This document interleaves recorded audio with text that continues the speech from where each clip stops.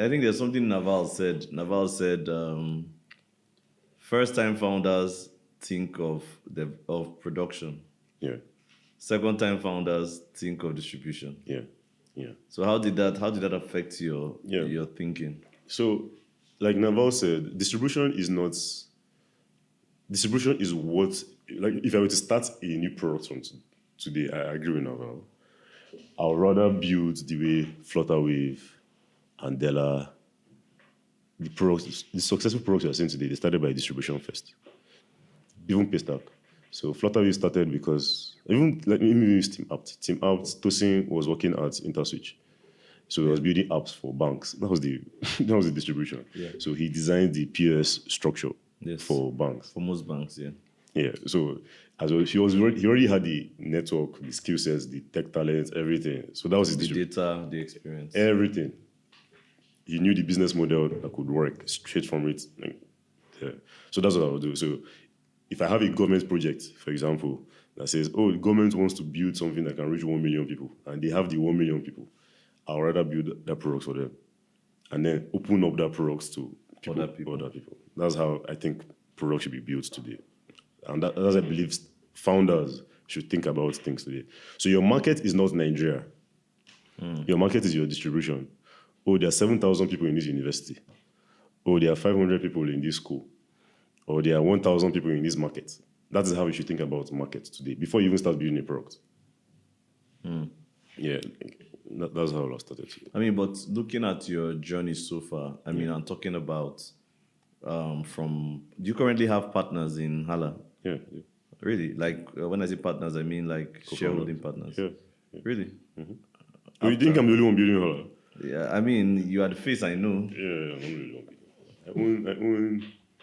I own less than 40% of Hala. I have Really? investors, I have co-founders. So how did you go about getting these people to believe in this vision? I mean, but I guess you started alone, apart from that founder who left you. I was just communicating how I believe the world should work. Okay, and then people were coming. Yeah, like, towards- oh yeah, it's true. This is how the world should work. Because at the time, other solutions were not even there. I think when I even started building Hala, bank transfers were not even this reliable. It was 85 naira today transfer. There was delay. There was a trust problem. So all the things that have happened right now, like, these things did not exist at the time. Well, I believed that payments, logistics, all those things are commerce platforms. I believe that GT Bank should be a commerce platform. I think they eventually evolve into that. Yeah, I think anywhere people are is a commerce platform. Oh. Social media is a commerce platform because people are there. Outside your church is a commerce platform because outside church people will come out. So everywhere people are is a commerce platform. So if you can get 1 million people to your platform to do one thing, that's a commerce platform. You can always sell more things to them. True. Yeah, so that's how I believed. And I realized, and I listened to a podcast, and I heard GT Bank was doing 65 billion every day on USSD alone, transfers, like volume. And all they're doing is just payment. Just transfers, so just 10 naira, making all these people. Like, there's much more. Like, that's a platform, that's a country.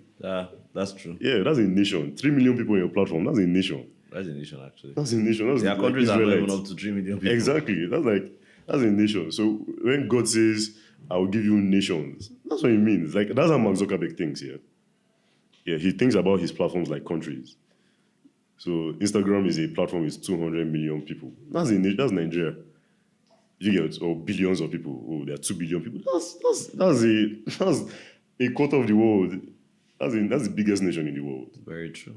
Yeah. And how has challenges? What has been those impactful moments that have redefined the pace at which Hala was growing? Yeah, so there were things that were slow.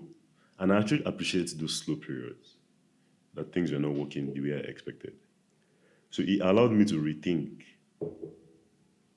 Because when things are not working, you begin to slow down and rethink, oh, why is this not working? Should we really be doing this? And the gift of not being out there.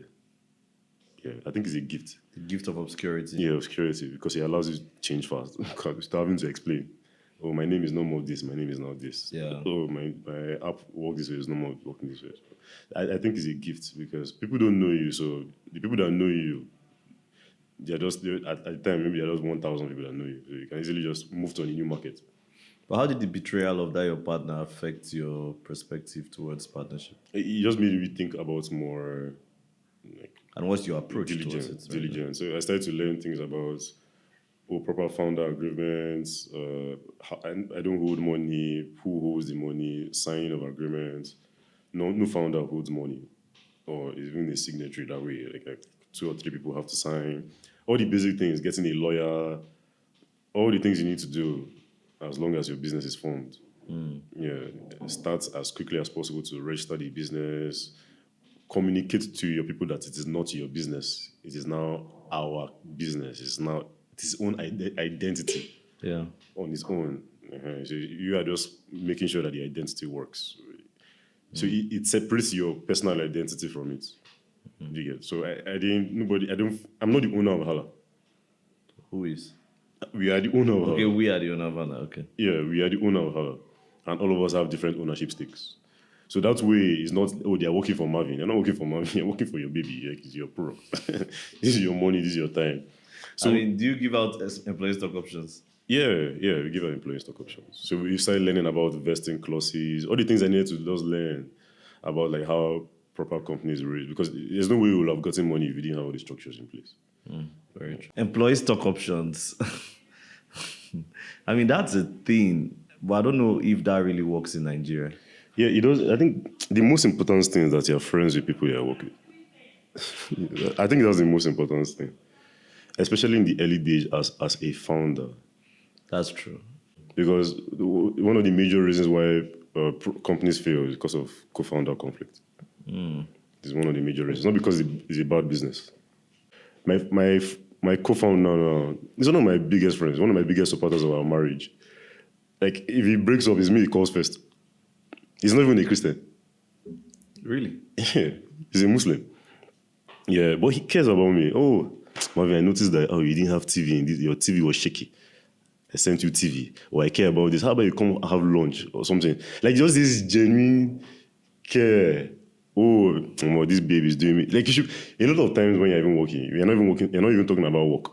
You're just talking about personal stuff. And then you should be able to switch between, like, fluidly between personal work so they can understand things.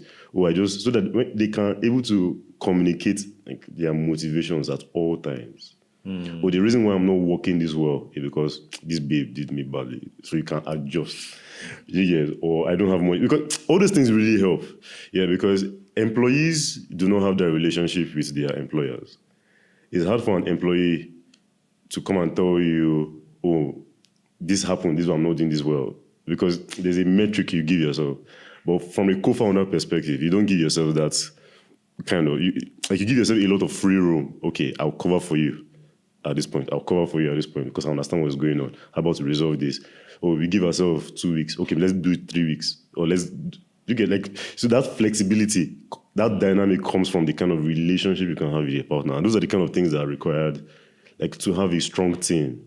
I think it was, I don't know who tweeted this, but there's this recent book that came out, Vantage by Olumide Soyomba. I don't know if you've read it. I've not read it. So I'm currently on it. And there was a part he got to in the book 2 of it, because it's like book 1 and 2. Yeah. And he spoke about the fact that business partnership is about that is as strong, and people should be able to know that both of you actually care for each other beyond the business. in terms of what's just being really seeking after the welfare of your other party. The other person, yeah. And the person said that is the closest picture, is like, I think the person expresses, like, in the book, it was like, it's almost, it can make a spouse envious. Exactly. Yeah, like, that's how deep it can get. Yes. Like, it can make your spouse envious because of how good you guys are, and how sincerely you guys care for each other. Yeah, like, it's so important. Because the success of your relationship shouldn't be tied to the success of your business. It shouldn't be tied to, like, if your business fails, you should be able to say, okay, let's do something else quickly. Or, let's do something else quickly. Or, okay, let's do this small thing on the side. It's just to just make money. And because you generally just care about, like, yourselves, for the well-being of your people and people that invest in you. Even the people that invest in you, especially in the early days, if you don't have a clear business at the beginning, like there's this level of care. Even the people that invest in you, you should be very selective, I believe, about the people you collect money from. Like early days. I don't think you should collect money from YC Why? when you're just starting. Why? Yeah, because isn't YC great? there's a distance now between them. Now. They're not with you.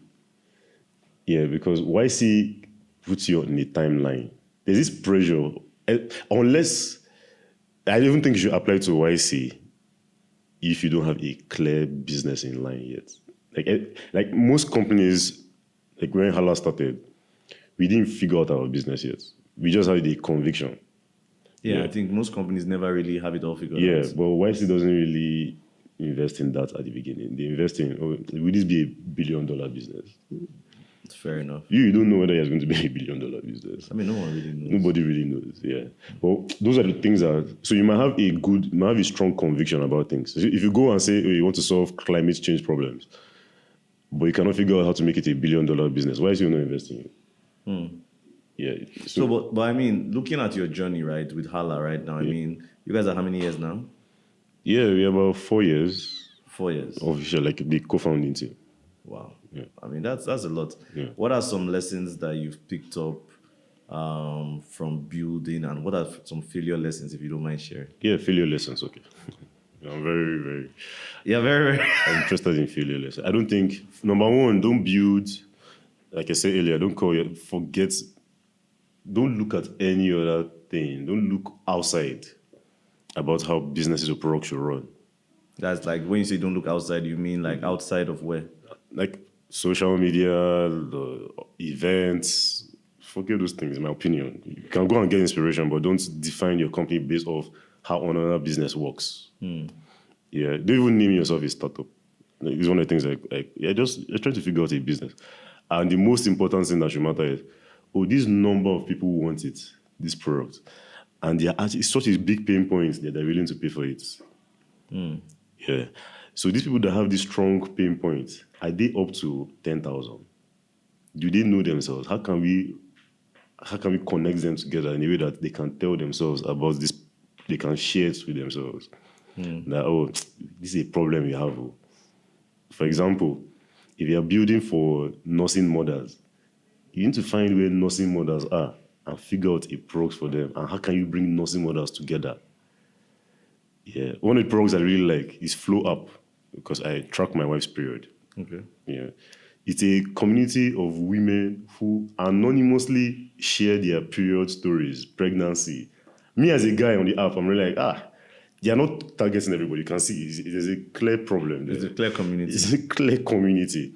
Yeah, and it's big. You can tell, there are many women who want to anonymously talk about the issues that they have. So anywhere in the world, whether you're Nigerian, Africa, America, you can find other people with different, whether you're Christian, Muslim, or you believe in God, needs oxygen. The people that need oxygen are sick people. It's everywhere, but the people that need oxygen are the people that they have lung issues, but oxygen is everywhere. So you need to figure out how to target. So in the case of Facebook, billions of people on this platform. But what is the product? Advertising. It's advertising. So the product is actually user data that's been refined in a way that you can give them specific targeted advertising. That's billboards that any other thing cannot do. That's what people pay for. Who are the people that want this? Advertisers. Brands. Yeah, do you get brands are the ones that do it. So, but how do you move? So as a visionary, you can think about your product. I want to connect the world. But that's not a business. Connecting the world is not a business. Yeah. But advertisers pay for users' data, that is the business. Will the product, which is the people's data, are they going to be willing to open themselves to be advertised to? That's what you need to figure out. Yeah, that's what you need to figure out. So understanding this thinking early on is very important today. Because we can look at, AI is trending. But is that the product? Who are the people paying for ChatGPT? My wife is not paying for ChatGPT. But she uses ChatGPT every day. But she will never pay for it. So people that have hard questions, they are real professionals that need to code. Those are the people that will not pay for ChatGPT. And I think the daily use of ChatGPT by what I'll call pedestrian users is actually what makes it is actually what makes it better Yeah, for the sophisticated users. yeah, you get. So 100 million users does not mean those are 100 million customers. 100 people use this product. Or maybe just 100,000 people pay for charging. 100 million users does not mean these are 100 million customers. I mean, Yes. that's very true. Yeah, because customer is the person that is paying for your product. Yeah. Now, this, let's say 100,000 people are the ones paying for the product. Is the money you're making from them able to sustain the cost of running this platform for 100 million people? You need to make that decision. Yeah, do you really need 100 million people to serve 10,000 if those 10,000 people are paying? So these are some things you need to think about. What is the difference between my products and the business? Who are the customers? How can I find customers in this place? Who are people that really, really care enough that have a pain point that will pay for it? Yeah. So understanding this, like this line of thinking, if I knew this in 2017, I would have done things a lot differently. Yeah, I would don't think it's one of my biggest failures. Yeah, but my vision, like just like Mark Zuckerberg says, oh, I want to connect the world. Right. So what's yours? Yeah, I want to connect the world for business. That's how that's like. So I can give everybody equal opportunity to start a business online and connect them to customers directly. That's how we communicate the vision of Hala. Well, who we pay to connect to customers that way early on? Are people willing to pay for it in this market? No. No. Yeah. Yeah. So also another thing is looking at other products as inspiration for your business. I think is wrong sometimes because, for example, to be clear, Pocket is not my competition. Okay. Product-wise, they do the same thing. Yeah, it's social commerce and payment. But they offer free payments. And payment is not their business. I wonder what their business is. Your business is piggyverse business, it's deposits. So it's a funnel. Pocket is a funnel for piggyverse main business. You just want people to leave money within the system.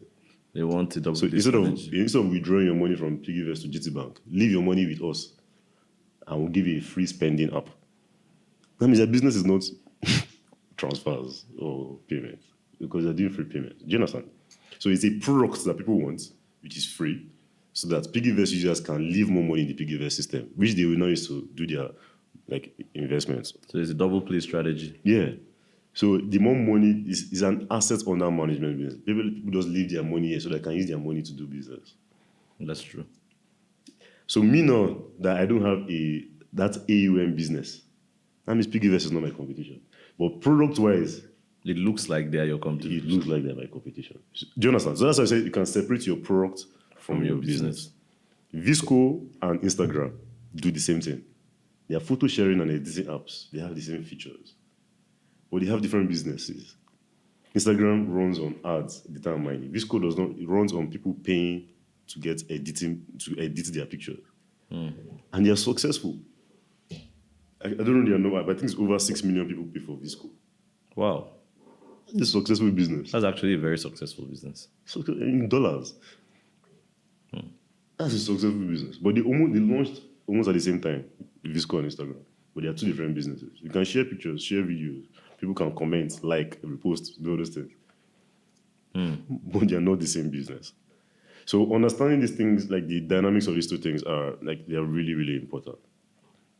Yeah. So also, if I had a Cheryl early on, I think we'll have been in a much better place. Someone that will say, oh, I understand your vision, yes, keep working on your vision, but this is the business. And then both of us come together to make decisions on product direction. Yeah, because if you leave just the visionary, connects the world person, you will build, though, there are always things to build. Yeah, but it's not everything that will make money. So your decisions have to be made. That's why all the features on Instagram and Facebook, they are both tied to more creators promoting so that they can make more money from advertisers. Yeah. So when they look at their competition, they look at the business or how it's affecting their business.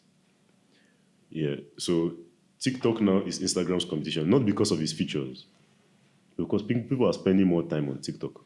Yeah, obviously. I mean, the fact that people have that much dwell time, Exactly. that's typically what brands are looking for. Exactly. And time is a limited resource. Yes. Everybody has 24 hours a day. So if I spend 30 minutes more or 1 hour more on TikTok than my platform, I mean, that platform is winning my funnel for my business. That means my customers will leave my platform and go to that platform to advertise. And that's why Reels was created, not because of its feature set per se. That's the reason what? That's why Reels was created. Reels, yeah. Yeah, not because of its feature sets, not because of short form videos. No. Because people are leaving my platform to go and spend more time here. That's the problem. So I might as well get them to spend more time here with the same trigger. Netflix too, look at Netflix's thinking. Netflix, they think their competition is sleep. Sleep. That's their competition. That's so funny. So sleeping and gaming. So entertainment is their business. So when you're not being entertained, do I want to watch a movie or should I sleep? Do I want to watch a movie or should I play games? Netflix now puts games on Netflix. So you can see they're thinking because they don't want you to leave the platform to come so that you can do more subscriptions. Yeah. So understanding business models too, they're very key. Understanding different types of problems or what kind of problems are unworkable. You get problems that are really, really, really hard to solve. And what are problems that nobody's thinking about. So understanding how to classify your problem. Those are really important things I think people should learn. I mean, but I think what you've said is really powerful. I mean, Hala is doing very well. You guys are doing 50,000 users. Although you choose to disagree on its relevance, and just like you mentioned, it's actually the truth. Yeah. There's difference between users and customers, right? Yeah. Users help us with form of validation, you know, and I think it's a foreign concept. Yeah, it's not in Nigeria. It's not an African business concept. An African man does not care that 1 million people are coming to a showroom and is not selling any car. Like Coach Cherish will close down the shop. Yes. If 1 million people are passing through Coach Cherish, snapping, Coach Cherish is finding vehicles, but nobody's buying the vehicle. You might as well start charging people to come and take pictures. Exactly. You get. So you know that, okay, I'm charging people to come and take pictures. That's what your business is. So this whole idea of, I want to get 1 million, 2 million users, I think scrap that first. Yeah. Figure out how to get 1,000 people paying you 1,000 naira every week. That's 4 million naira. Yeah, okay, they can't give me 1,000 naira. So you're not thinking about their spending power. Okay, I can figure out how to make 250 naira. You sachetize it because Nigerian was sachetizing. So, okay, I'll sachetize. I'll make 250 naira per week. Yeah, 250 naira. That means, okay, I won't be able to make that 1 million. I will need more customers to be able to hit my goals. So thinking this way is much easier to think about like your business as you go, like over time. So if I thought about that, I don't really care. Like users, I don't want users. Like what people are doing, like this year, the past 6 months, what we've been doing at Hala is removing features that people do not use.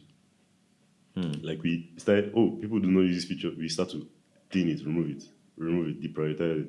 And you will know people are not using it by how much they miss it. I bet WhatsApp did not know that people were searching as much for people on WhatsApp status when you removed it. Or see Twitter, bring back the search bar. Jonathan, they removed it. They thought that people will most likely not notice because they're trying to figure out their business in channels. You know that when you remove a feature, people don't even miss it. You know that you wasted time building this product, or it's not a valuable resource. That's very true. I mean, one must be building and getting data on. Exactly. Like A/B, all these big platforms, they do A/B testing. So they release features to a certain number of users, and they test how this certain number of users use it. They even test it in particular markets to see how it actually eventually help their business. And that they do comparisons. Exactly. So people are shouting, why did Twitter remove Fleet at that time? It was not because it was not a good product. It was because it didn't help their business goal. So the business goal was, how do you help new users post more? Because Twitter had less people posting, now more people were consuming, and less people creating content. So if you can allow people post more easily without them thinking about what to post, that's why they release Fleets. But the new users were not posting. Only old users, which are plenty, were posting. And they were already tweeting too. So there's no point, so they removed it.